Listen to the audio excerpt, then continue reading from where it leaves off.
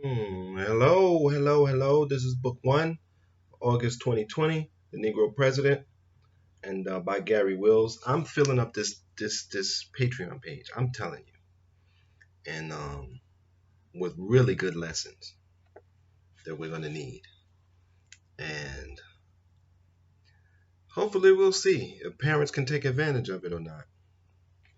But like I always say, it's my job to produce, and it's my community's job to use it and reward me accordingly. And for what I'm asking, for $3 a month, you're not going to find lessons like this. It's amazing. But I love doing it. The North knew enough of these developments not to have gone blindly into the three-fifths bargain. Why did they strike the bargain then? They had little choice. The Deep South had made it clear that without this edge, it would not ratify. It was a close call even with it.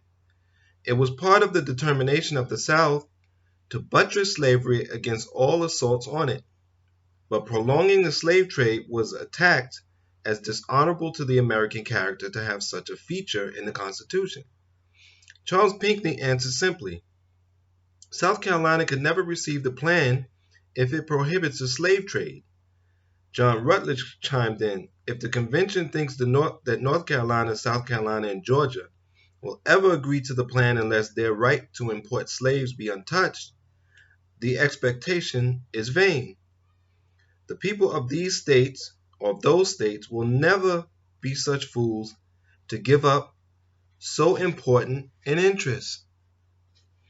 Here, as with the slave representation, where the compromise awarded a three-fifths rather than a full count, the most the North could wheedle from the South was a proviso, or proviso, that the slave trade would be guaranteed only for the next 20 years, leaving open the possibility of renewing it then. As Madison put it, South Carolina and Georgia were inflexible on the point of slavery. On all matters affecting slaves, concession to the South was the price to be paid, if there was to be any union at all. Northerners might hope for amendment once the government was functioning. The main task was first to get it functioning. This did not mean that the North was happy with the concession. Morris, as we have seen, considered it immoral. He never would concur in upholding domestic slavery. It was a nefarious institution. It was the curse of heaven on the states where it prevailed. But he gave in to his later regret, and wrote the final draft that deployed the euphemisms to avoid mentioning slavery. Others were opposed to the slave count, but said they would accept it if it were the sine qua non of the Union. Rufus King of Massachusetts expressed the frustration of those encountering the South's inflexibility on the slave issue. The admission of slaves into the rule of representation was a most grating circumstance to his mind, and he believed would be so to a great part of the people in America. He had not made a strenuous opposition to it heretofore because he had hoped that this concession would have produced a readiness which had not been manifest to strengthen the general government and to mark a full confidence in it. People are delusional. They said they wouldn't let it go. So why would he think they would? Some ratifying conventions swallowed with difficulty the three-fifths provision. Luther Martin urged his fellow Marylanders to reject the Constitution because of it. To have a provision not only putting it out of its power to restrain and prevent the slave trade, but even encouraging that most infamous traffic by giving the states power and influence in the Union in proportion as they cruelly and wantonly sport with the rights of their fellow creatures, ought to be considered as a solemn mockery of an insult to the God whose protection we had then implored. There was further grumbling when the first census showed that the South would have 12 extra votes in the next Congress because of the slaves, above the proportion of other states whose property, though of superior value, was not entitled by the Constitution to any representation at all. Fisher Ames complained in the same forum of the disproportionate representation. So, because they're saying black people were property, but they weren't. They were people. If they're property, then they shouldn't have representation. If they're people, then they shouldn't be property. These people created something in between, a false reality, and we're still living with it.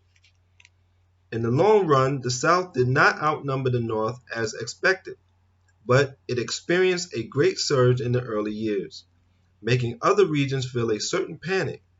The first 3 states added to the South, large and growing states, added 15 members to the South's delegation in Congress, while the first 2 states added to the North in the same period produced only 2 more members. Each of the early censuses told the same tale. Timothy Pickering noted, ominously, on the census of 1790, Kentucky was entitled to 2 representatives under that of 1800. She has 6. This is what would make the prospect of adding Louisiana and the Floridas, and after that Mexico and California, so threatening to the Northerners. It was mentioned earlier that Oliver Wolcott and others feared the slave vote would tip the margin in the 1796 election, when it did just that in 1800. Some were prepared to break the bargain that had been struck in Philadelphia.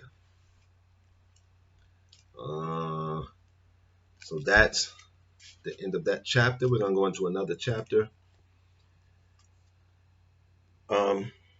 We're still dealing with these things. History is so important because we need to understand how these weird concepts came about. Get to the root of them. Cut out the falsities. See, even though I know racism exists, I know where it comes from in the United States, and I know how it's worked. So you can't force me into one emotional decision or reaction or another, because I have to deal with the reality and I have to deal with the concepts. And I hope you will too. Until next time, thank you for your support. Take care of your mind, take care of your body, and please stay safe.